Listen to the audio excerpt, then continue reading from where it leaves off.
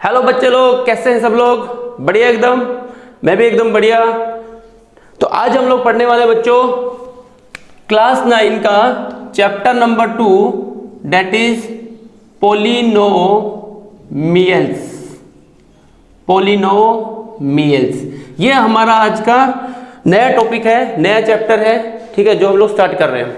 Okay बच्चों, तो ध्यान से पढ़ो, एक एक चीज को समझो। ना समझ में आया कमेंट करो और उसका जवाब आपको कमेंट में मिलेगा, ठीक है। तो पॉलिनोमियल समझने से पहले बच्चों हम लोग को कुछ बेसिक चीजें हैं जो हमको समझना जरूरी है, ठीक है। तो बेसिक चीजें स्टार्ट करते हैं हम लोग। सपोज एग्जांपल से स्टार्ट करते हैं। सपोज मैंने यहाँ पे लिखा 2x - 1, इतना लिखा मैंने, राइट, 2x - 1। तो हम लोग 7th स्टैंडर्ड में पढ़ चुके बेटा, 2x - 1 सिर्फ मैंने लिखा है, तो ये इसका मतलब क्या हुआ? What is this? ये है क्या? तो इसको हम बोलेंगे एक्सप्रेशन। ये एक एक्सप्रेशन हुआ सर। आप लोग का जवाब ये होना चाहिए sir, this is one expression, right. अगर मैं इसको लिख दूं 2x - 1 = 0, तो ये क्या बन गया? तो सर बोलोगे आप, सर ये इक्वेशन बन गई, राइट बच्चों, ये क्या बन गई? एक इक्वेशन बन गई। अब इस इक्वेशन के अंदर बेटा अगर मैं इसको स्प्लिट करूं अलग अलग, ये 2x और ये -1, so this 2x is known as what? 2x is known as what? Term. ये एक टर्म है। This -1 is also known as what? Term. ये भी एक टर्म है। कौन सा टर्म है? Constant term. बताता हूं अभी कैसे, ठीक है। See, this is one term, this is one term. तो there are two terms in this equation. ये एक्सप्रेशन, ये इक्वेशन के अंदर दो टर्म्स हैं, ठीक है बच्चों। अभी ये 2x के साथ में x भी है। इस x को हम बोलेंगे variable. This x is known as what? Variable. What about this 2? 2 को क्या हो जाएगा बच्चों? तो 2 हो जाएगा बच्चों कोफिशिएंट। 2 को हम बोलेंगे कोफिशिएंट। किसका कोफिशिएंट? तो x का coefficient. So coefficient of x, right. तो ये प्रॉपर आपको बोलना है कि coefficient of x, y, coefficient of y, coefficient of z, coefficient of x², likewise, right. तो ये हो गया बच्चों कोफिशिएंट ऑफ x, ठीक है, दैट इज 2। ये पूरा एक टर्म हो गया, इसके अंदर एक कोफिशिएंट है, एक वेरिएबल है। ये खत्म पोर्शन, कुछ बचा नहीं है अभी इसमें। No come to the next term. अब नेक्स्ट टर्म में आप देख सकते हो यहाँ पे सिर्फ एक नंबर है ना, विद साइन -1। तो -1 एक खाली अकेला एक नंबर है। तो ऐसे जो टर्म होती है जिसमें कोई वेरिएबल नहीं होता, गॉट इट, वेरिएबल ना, आप वेरिएबल समझा ना आपको। ये x है, इसकी जगह y भी हो सकता है, z भी हो सकता है। जैसे आप लिखो 3y, तो y वेरिएबल, ये कोफिशिएंट, 2z, तो z वेरिएबल, ये कोफिशिएंट। मतलब a to लेके z तक कुछ भी अगर अल्फाबेट्स लिखे होंगे with constant with a number, तो सारे वेरिएबल्स होते हैं। सिंपल है, ठीक है। अभी और आप जैसे जैसे हम एग्जांपल करेंगे तो और अच्छे से अंडरस्टैंडिंग हो जाएगी। तो ये बेटा हो गया वेरिएबल। अब इसके अंदर कोई वेरिएबल नहीं है, सिर्फ एक नंबर है। तो नंबर एक ऐसा एक टर्म जो विदाउट वेरिएबल हो, उसको हम बोलते हैं कांस्टेंट टर्म।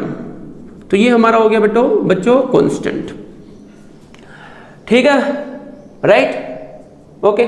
चलो ये हमारा हो गया कांस्टेंट। अब बात करते हैं नेक्स्ट पावर की, ठीक है। अब इसी इक्वेशन को ले लेते हैं हम लोग। इसके अंदर यहाँ पे स्पेस नहीं, मैं नीचे लिख देता हूँ। 2x - 1 = 0। हमने पढ़ा ये टर्म है, ये कोफिशिएंट ऑफ x है, ये x वेरिएबल है, ये एक टर्म है जो कि कांस्टेंट टर्म होता है। अब यहाँ पे x है, x के ऊपर कोई भी पावर नहीं है। पावर आपको समझ में आता है सब कुछ, है ना। मैं लिखता हूँ यहाँ पे 2x का पावर 2 - 3x - 1 = 0। तो दिस इज व्हाट? पावर। यहाँ पे कुछ नहीं, मतलब बाय डिफॉल्ट 1 हो जाएगा, वो पावर है, ठीक है। तो यहाँ पे कुछ नहीं है, मतलब बाय डिफॉल्ट हो गया 1। तो 1 इज व्हाट? पावर। ये इसका पावर हो गया बच्चों, ठीक है, क्लियर है। तो पावर हो गया ये, इसको हम बोलेंगे पावर। डन। तो ऐसी इक्वेशन जिसके अंदर मैक्सिमम पावर, अब यहाँ पे तो कुछ है नहीं ना बच्चों, यहाँ पे तो 1 है, कांस्टेंट टर्म है, ये एक वेरिएबल है, एंड एक कोफिशिएंट है, तो एक टर्म हो गया। तो एक ऐसी इक्वेशन जिसके अंदर मैक्सिमम पावर 1 हो, उन सारी इक्वेशन को हम बोलते हैं लीनियर इक्वेशन। उन सारी इक्वेशन को हम बोलते हैं लीनियर इक्वेशन, ठीक है। डेफिनेशन आप इसको डिफाइन करना हो तो आप ऐसे करोगे, polynomial having maximum power is 1, उसको बोलते हैं लीनियर इक्वेशन। गॉट इट बच्चों, यहां तक क्लियर है भाई? ठीक है, चलो नेक्स्ट दूसरा एग्जांपल समझते हैं, लिख लो।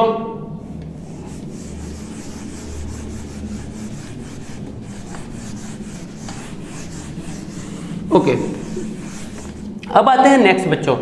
तो हमने अभी देखा लीनियर इक्वेशन, तो एक चीज हमारी कंप्लीट हो गई है, that is what linear equation. Linear equation,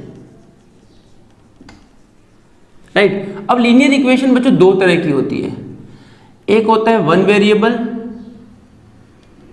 सारा बेसिक हम लोग इसमें कवर कर लेते हैं पहले, then will start with chapter, right, exercise. तो ये linear equation in one variable हो गया, एंड दूसरा हम लोग को होता है टू वेरिएबल का, ठीक है, one variable and two variable. तो वन वेरिएबल टू वेरिएबल कुछ है नहीं बच्चों, जैसे एग्जांपल हम लोग लिख देते हैं, उसी में समझ लेते हैं। मैंने लिखा 2x - 1, एक एग्जांपल लिया था मैंने, इसके अंदर यहाँ पे एक वेरिएबल है, तो ये लीनियर इक्वेशन हो गई इन वन वेरिएबल। लीनियर इक्वेशन क्यों हो गई? क्योंकि इसकी मैक्सिमम पावर जो है 1 है, इसीलिए ये लीनियर इक्वेशन हो गई। वन वेरिएबल क्यों हो गई? क्योंकि इस पूरी इक्वेशन में सिर्फ एक ही वेरिएबल है जो कि है x, ठीक है। अब दूसरा इसका एग्जांपल समझते हैं। सपोज मैंने लिखा x + 2y - 3 = 0, ठीक है। अब ये भी लीनियर इक्वेशन है। क्यों लीनियर इक्वेशन है? इसका पावर देखो, कुछ नहीं है 1, इसका पावर देखो, ये एक वेरिएबल है ना, इसका पावर देखो, इसका पावर भी 1 है, तो इनका पावर 1 है, राइट, पावर 1 है, तो ये लीनियर इक्वेशन हो गई। अब साथ में दो वेरिएबल्स हैं, x एंड y, दो वेरिएबल्स है, तो इसको बोलेंगे लीनियर इक्वेशन टू वेरिएबल, ठीक है, डन। तो ये हो गया हमारा लीनियर इक्वेशन बच्चों। सेकंड चीज हम लोग देखते हैं अभी, quadratic equation. Quadratic equation, so quadratic equation में क्या होगा बच्चों? एग्जांपल लेते हैं हम लोग, पहले हम लोग एग्जांपल लेते हैं इधर। सपोज मैंने लिखा 2x का पावर 2 - 3x + 1 = 0, ये मेरे पास एक इक्वेशन है, ठीक है। This is one equation, equal to 0 है, ये एक इक्वेशन है।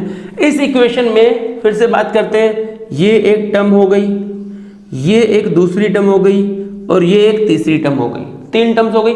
अब देखो बच्चों, टर्म्स के अंदर एक चीज याद रखो, मैंने जो लेफ्ट हैंड साइड में जो साइन होता है ना, वो साइन को हमेशा लेके चलना है। हर एक वेरिएबल, हर एक नंबर का, हर एक टर्म का जो साइन होता है उसके लेफ्ट हैंड साइड में होता है। तो देखो मैंने इसको पूरे को सर्कल बनाया, ना कि 3 को बनाया, तो ये जो टर्म है वो -3x माना जाएगा, ठीक है। तो 3 टर्म हो गए यहाँ पे, 2x², बाय डिफॉल्ट कोई साइन नहीं है तो प्लस होता है, दूसरी टर्म हो गई -3x, एंड तीसरी टर्म हो गई +1, ठीक है। इसके अंदर 2 की अगर बात करें फिर से हम लोग, तो 2 क्या हो जाएगा बच्चों? कोफिशिएंट किसका होगा? x² का होगा, क्योंकि x² के साथ में 2 है, ठीक है। एंड x क्या हो जाएगा? Variable, x is what? Variable, and this is what?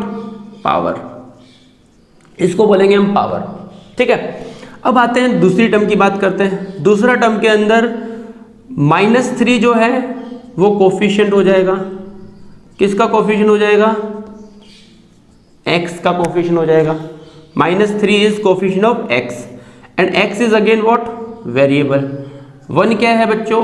1 है कांस्टेंट। विदाउट एनी वेरिएबल वाली जो टर्म होती है उसको हम कांस्टेंट बोलते हैं, अभी हमने डिस्कस किया, ठीक है बच्चों, ये क्लियर हुआ। अब इसके अंदर एक चीज आपको ध्यान रखनी है, यहाँ पे जो टर्म है उसके साथ जो वेरिएबल है उसकी पावर 2 है, इधर जो टर्म है उसके साथ वेरिएबल उसकी पावर कुछ नहीं, मतलब उसकी पावर जो होगी 1 हो जाएगी, ठीक है। तो हमको हमेशा इक्वेशन को डिफरेंशिएट करने के लिए कि वो कौन सी इक्वेशन की कैटेगरी में आती है, मैक्सिमम पावर को देखना पड़ता है, मैक्सिमम पावर को, ठीक है।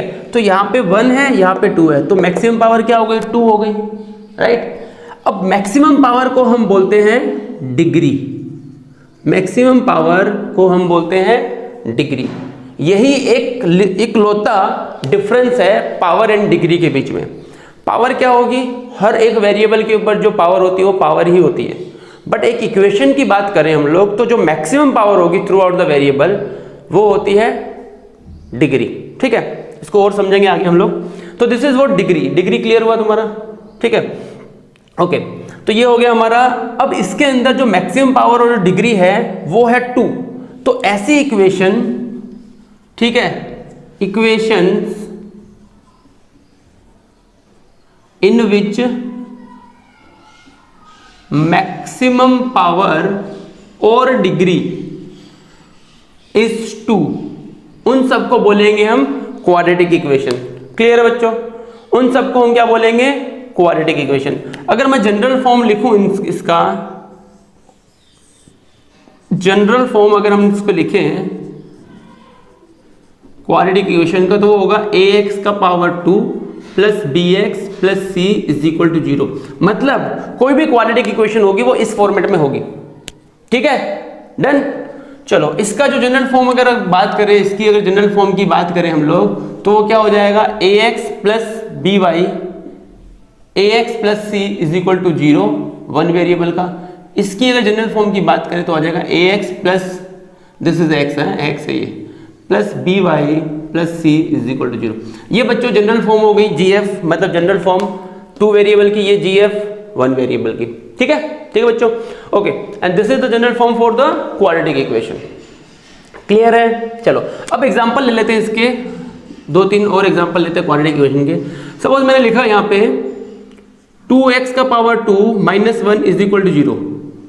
तो ये जनरल फॉर्म अभी हमने बोला है कि हमेशा क्वाड्रेटिक इक्वेशन इस फॉर्मेट में होती है, पर यहाँ पे तो मैंने लिखा 2x स्क्वायर माइनस 1। तो अगर हम इन दोनों को कंपेयर करें तो x स्क्वायर वाला टर्म या कोई भी स्क्वायर वाला टर्म तो यहाँ पे है, ठीक है, बट सिंगल पावर का कोई वेरिएबल का टर्म इधर नहीं है, कांस्टेंट है यहाँ पे, कांस्टेंट टर्म यहाँ पे है, राइट, बट ये वाला टर्म तो मिसिंग है। तो क्या ये क्वाड्रेटिक इक्वेशन होगी? क्या ये क्वाड्रेटिक इक्वेशन होगी? क्या देखो definition, equation in which maximum power is 2। Equation जिसके अंदर, ऐसी इक्वेशन जिसके अंदर मैक्सिमम पावर 2 होगी वो क्वाड्रेटिक इक्वेशन होगी। मतलब हमको देखना क्या है, ये ट्रू है, जनरल फॉर्म ट्रू है, बट बेसिकली हमको जब जज करना हो कि क्वाड्रेटिक इक्वेशन है या लीनियर इक्वेशन है, तो हमको देखना क्या है? उसकी मैक्सिमम पावर। ठीक है, यहाँ पे मैक्सिमम पावर 2 है, तो ये क्वाड्रेटिक इक्वेशन का एग्जांपल है। ठीक है बच्चों, ठीक है। अब अगर मैं लिखूं 3x का पावर 2 इज इक्वल टू 0, सिर्फ मैंने इतना लिख दिया, तो क्या ये क्वाड्रेटिक इक्वेशन होगी? होगी, ऑब्वियसली होगी। अगेन मैक्सिमम पावर तो 2 है ना इसका बच्चों, मैक्सिमम पावर 2 है तो ये क्वाड्रेटिक इक्वेशन है। आया समझ में? ठीक है, तो क्वाड्रेटिक इक्वेशन हो गया हमारा। नेक्स्ट हम लोग ले लेते हैं, अभी इसको रब कर दो, ठीक है, ओके।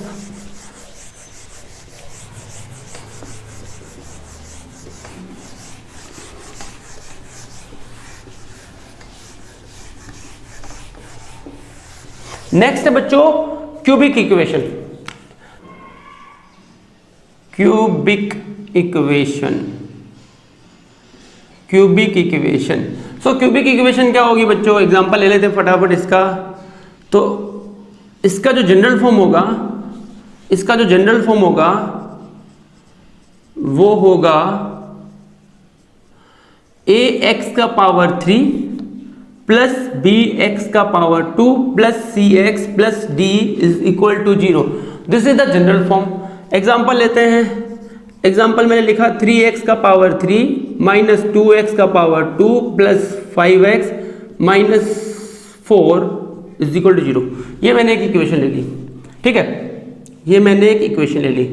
फिर से बात करते हैं, इसके अंदर टर्म कितनी है? 1 2 3 4 टर्म हो गई बच्चों इसके अंदर। This 3 is called coefficient of x cube, क्योंकि ये x क्यूब के बाजू में है, ठीक है। यहाँ पे कोफिशिएंट ऑफ x स्क्वायर क्या हो जाएगा? कोफिशिएंट ऑफ x स्क्वायर क्या होगा? -2 होगा, ठीक है। कोफिशिएंट ऑफ x क्या होगा? 5। कांस्टेंट टर्म क्या होगी? 4 या -4? -4, ठीक है, -4। साइन के साथ चलना है हमेशा। लेफ्ट साइड में क्या होता है? साइन होता है उस पर्टिकुलर टर्म का, ठीक है बच्चों, ओके।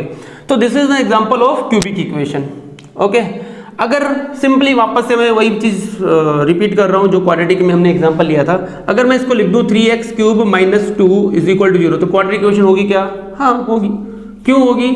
क्योंकि इसका डेफिनेशन है equation in which degree is 3। ऐसी इक्वेशन जिसकी डिग्री क्या हो? 3 हो। डिग्री क्या है यहाँ पे? ये है, जो कि क्या है 3 है, तो ये क्यूबिक होगी। अगर मैं लिखूं 4x का power 3 is equal to 0, cubic होगी क्या? हाँ होगी, पावर 3 है ना, मैक्सिमम पावर 3 है, इसलिए होगी। ठीक है बच्चों, बराबर है। तो अब हमने जो पढ़ा यहाँ पे क्या क्या पढ़ा? हमने पढ़ा क्यूबिक इक्वेशन, हमने पढ़ा क्वाड्रेटिक इक्वेशन, हमने पढ़ा लीनियर इक्वेशन इन 1 वेरिएबल 2 वेरिएबल। वो सारे के सारे किसके अंडर आते हैं? पॉलिनोमियल्स के अंदर आते हैं। ठीक है, वो सारे के सारे किसके अंदर आते हैं? पॉलिनोमियल्स के अंदर आते हैं। क्लियर है? अभी तो पॉलिनोमियल्स का आइडिया होगा कुछ, सब कुछ कवर्ड होता है अंडर पॉलिनोमियल्स। ठीक है बच्चों, राइट। अब एक डिग्री के ऊपर एक और चीज हम लोग बात कर लेते हैं। हमने पढ़ा डिग्री, डिग्री क्या होता है? डिग्री क्या होता है बच्चों? Maximum power. अभी तक हम जानते हैं मैक्सिमम पावर, ठीक है, ऑफ पॉलिनोमियल, ऐसा हम लिख सकते हैं।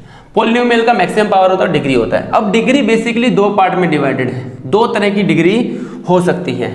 ठीक है, कौन कौन सी डिग्री हो सकती है? So polynomial in 1 variable, polynomial in 1 variable and polynomial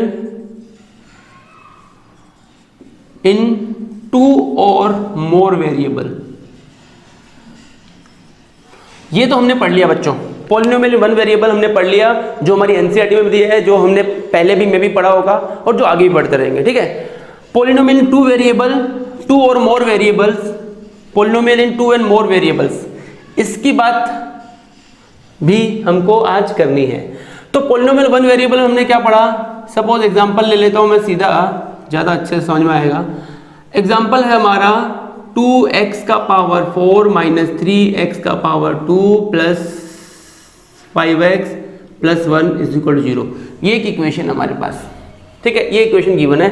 हमको बोला है कि फाइंड द डिग्री। तो आप सब लोग अभी तक समझ गए हैं, with in a second you all can give the answer कि डिग्री इसकी होगी 4। ठीक है बच्चों, डिग्री क्या होगी इसकी? 4 होगी। क्यों 4 होगी बच्चों?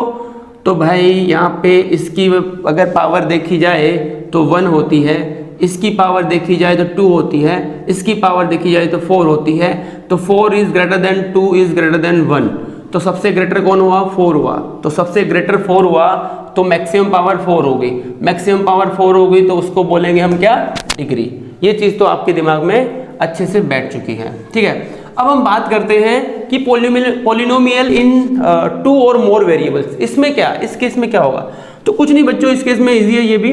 सपोज मेरे पास इक्वेशन दिया है 3x का पावर 3 y का पावर 2, 2 और मोर वेरिएबल्स बोले ना, minus 3x cube y plus 5xy minus 2 is equal to 0।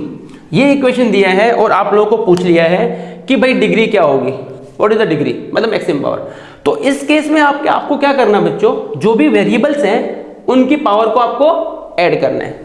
जैसे कि एग्जांपल लेते हैं, यहाँ पे 1 कुछ नहीं है, मतलब 1, इधर भी 1, तो इसकी जो पावर होगी वो हो जाएगी 2, राइट। यहाँ पे 3, यहाँ पे कुछ नहीं, मतलब 1, इसकी जो पावर हो जाएगी वो हो जाएगी 4। क्लियर है? यहाँ पे 3, इधर 2, तो 3 प्लस 2 कितना होता है बेटा? 5, इसकी पावर हो जाएगी 5। 5 is greater than 4 is greater than 2, तो मैक्सिमम पावर इज 5, तो डिग्री कितनी हो जाएगी इसकी? इस पर्टिकुलर इक्वेशन की डिग्री हो जाएगी 5। ऐसी इक्वेशन जिसकी मैक्सिमम पावर 4 है उसको हम बोलते हैं बाई क्वाड्रेटिक। ये चीज भी आप याद रखो, ठीक है, इसको हम बोलते हैं बाई क्वाड्रेटिक। तो हमने क्या क्या पढ़ा? लीनियर पढ़ा, हमने लीनियर पढ़ा, हमने क्वाड्रेटिक पढ़ा, हमने क्यूबिक पढ़ा और हमने बाई क्वाड्रेटिक पढ़ लिया, राइट। बाई क्वाड्रेटिक मतलब कि पावर 4 तक जाएगी, लीनियर मतलब मैक्सिमम पावर 1, क्वाड्रेटिक मतलब मैक्सिमम पावर 2, क्यूबिक मतलब मैक्सिमम पावर 3, बाई क्वाड्रेटिक मतलब मैक्सिमम पावर 4। डन, ठीक है। Classification of polynomial, classification of polynomial based on term, based on number of terms, ये एक टॉपिक हमारा बचा। तो क्लासिफिकेशन आप कैसे करोगे based on the term. Term मतलब क्या हुआ, अभी हमने देखा 2x + 1 = 0, ये मैंने एक इक्वेशन लिया, इसके अंदर एक और दो टर्म है, ठीक है। फिर हमने लिया 2x + 3y - 1 = 0, इसके अंदर तीन टर्म्स हैं। तो इसके बेसिस पे भी हम लोग पॉलिनोमियल्स को क्लासिफाई कर सकते हैं। वो कैसे करते हैं वो हम लोग को आज अभी देखना है, ठीक है। सो तीन तरह के क्लासिफिकेशन हमको करना है, मोनोमियल, बाइनोमियल एंड ट्राइनोमियल, ठीक है बच्चों। तो मोनोमियल मतलब क्या होता है बेटा, सिंगल टर्म। एग्जांपल लेते हैं, मैंने लिखा 3y, तो दिस 3y मतलब क्या हो गया बच्चों, मोनोमियल। मैंने लिखा 100x, एक टर्म है, मोनोमियल। बाइनोमियल होता है टू टर्म्स मतलब 2x - y, बाइनोमियल होगा, दो टर्म हो गए ना। सिमिलरली ट्राइनोमियल होगा थ्री टर्म्स। एग्जांपल लेते हैं x + y - 1 = 0, तीन टर्म हो गए। तो ये हो गया बच्चों ट्राइनोमियल। तो monomial single term, binomial two term, trinomial three terms. Over, done, ठीक है। नेक्स्ट है बेटा zeros of the polynomial. Next है जीरोस ऑफ पॉलिनोमियल्स। अब ये जो टॉपिक है इसके बाद में हम लोग directly will start exercise. Directly हम लोग एक्सरसाइज स्टार्ट कर देंगे, क्योंकि जो बाकी के जो टर्म्स हैं इसके बाद में हमारे पास बचेगा रिमाइंडर थ्योरम, इसके बाद में हमारे पास बचेगा रिमाइंडर थ्योरम बचेगा, ठीक है। फिर हमारा बचेगा फैक्टराइजेशन बचेगा। तो ये दो चीजें हम लोग क्वेश्चन के साथ साथ में करेंगे, टेक्स्ट बुक में क्वेश्चन है उनके साथ साथ हम लोग करेंगे, समझेंगे, ठीक है बच्चों। तो जीरोस ऑफ द पॉलिनोमियल क्या होता है, तो जीरो ऑफ द पॉलिनोमियल की अगर आप बात कर रहे हैं तो सपोज हमको कोई एक पॉलिनोमियल इक्वेशन दिया हुआ है। तो एक और चीज समझो, पॉलिनोमियल इक्वेशन को हम लोग रिप्रेजेंट करते हैं p ऑफ x के टर्म्स में, ठीक है। सो पॉलिनोमियल इक्वेशन को मुझे दिया हुआ है 2x - 1, राइट, ये मेरे को एक पॉलिनोमियल इक्वेशन दिया है। अब जीरोस ऑफ द पॉलिनोमियल आपको बोला हो बच्चों, तो हमको करना क्या होता है बेसिकली, जब भी जीरोस फाइंड करना होता है तो बेसिकली हमको सॉल्यूशन फाइंड करना है। जीरोस ऑफ द पॉलिनोमियल का मतलब हुआ सॉल्यूशन, उस पर्टिकुलर इक्वेशन का आपको सॉल्यूशन निकालना है, ठीक है। तो हम करेंगे क्या, हम ले लेंगे px = 0, px को इक्वल टू मान लेंगे 0। तो px लेट, ऐसा लिखेंगे लेट p ऑफ x = 0, ये मेरा हो गया अजम्पशन, ठीक है। तो मुझे क्या मिलेगा, 2x - 1 = 0, क्योंकि इसको मैंने 0 माना तो this will be what 0। 2x = हमारा मिलेगा 1, इधर आएगा +1, तो x मिल जाएगा हमको 1/2। इसको बोलेंगे बच्चों हम लोग जीरोस ऑफ द पॉलिनोमियल। तो ये पर्टिकुलर इसका सॉल्यूशन हो गया बेसिकली, जिसको हम बोलते हैं जीरोस ऑफ द पॉलिनोमियल, ठीक है। तो जीरोस ऑफ द पॉलिनोमियल जो भी होता है उसको हम ऐसा भी समझ सकते हैं कि उस वैल्यू को अगर मैं इक्वेशन में पुट करूं तो फाइनल आंसर मेरा 0 आना चाहिए, ठीक है। उसी को हम जीरोस ऑफ द पॉलिनोमियल बोलते हैं। क्लियर है बच्चों, ठीक है। तो ये हमारा हो गया इंट्रोडक्शन चैप्टर नंबर 2 का, राइट। अब नेक्स्ट जो वीडियो है उसके अंदर हम लोग पढ़ने वाले हैं डायरेक्टली एक्सरसाइज, ठीक है। डायरेक्टली एक्सरसाइज से हम लोग स्टार्ट करने वाले हैं, ओके बच्चों, ठीक है। चलो तो thanks, bye bye, take care.